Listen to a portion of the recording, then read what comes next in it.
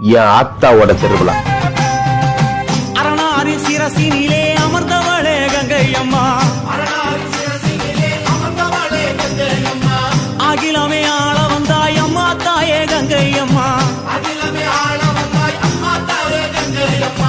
ஆதிசிவன் நெற்றி கண்ணை அழுத்திடவே வந்தாயம்மா, பரமனோட சிரசினிலே பாங்குடனே அமர்ந்தாயம்மா, கங்கையம்மா தேவி நீ கண்ண தோர தாயி,